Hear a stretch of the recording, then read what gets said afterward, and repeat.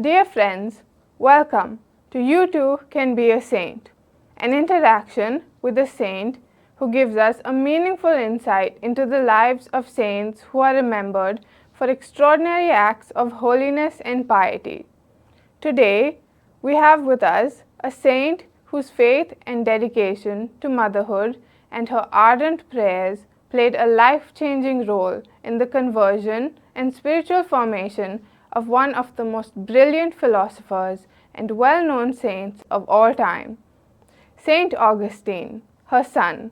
She is none other than Saint Monica, the patron saint of mothers. Welcome, Saint Monica. We're happy to have you with us today. At the outset, can you tell us about your life as a dedicated mother of 3 young children? Thank you for having me here today. As you know, I was born into a Christian family.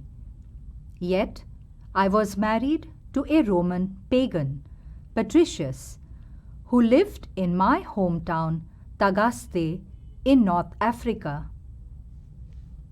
He was a bad-tempered man, and we lived with his mother, who was also very harsh towards me. I faced a lot of criticism from them for the little charity I did. Yet that did not hinder me. My husband, in spite of his behavior, respected me. I continued to pray for them and myself, and God heard my prayers one day. They embraced Christianity. In the midst of all this, I brought up my 3 children well in the Christian faith. 2 of them joined religious life, and Augustine was sent to study. You obviously had a really troubled time bringing up the children and also caring for your husband and mother-in-law despite all your travails. Yet, you did your best to send your eldest son to get a good education. It must have been a struggle, but through all of this, you remained fervent in your prayer life. Can you share something about that phase in your life? I was greatly distressed to learn that my son had accepted the Manichaean heresy and was living an immoral life. I would not listen to anything he had to say. Then one night I had a vision that my Augustine would return to the faith. From that time on, I gained courage, praying and fasting for him. My prayers were answered one day, and with the help of Saint Ambrose, my son Augustine was baptized along with a few of his friends. We are greatly inspired by your calmness amidst the storms in your life. Can you share with us what gave you the courage and strength to face all that you did?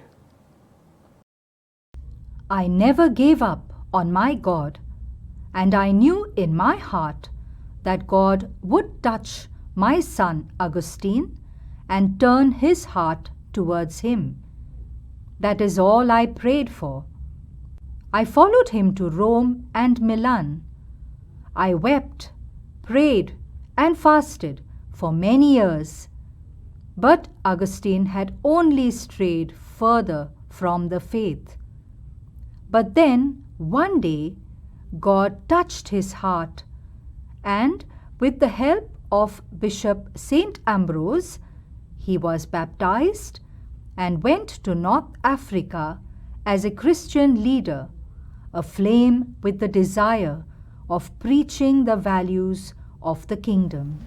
Thank you, Saint Monica, for your time and for sharing with us your life and experiences that are so inspiring to us, especially to parents who are praying for their children to be good Christians and to tread the path of righteousness. Saint Augustine declared that his mother's resilience and dedication to prayer is what led him to become the man of God he was meant to be. He stated that Saint Monica was not only his mother, but the source of his Christianity. Saint Monica and Saint Augustine invite us to turn confidently to Mary, seat of wisdom.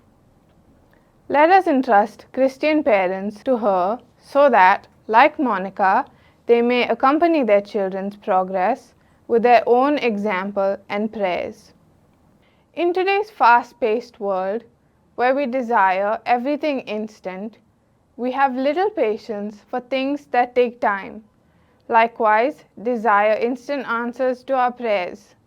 Saint Monica is a model of patience.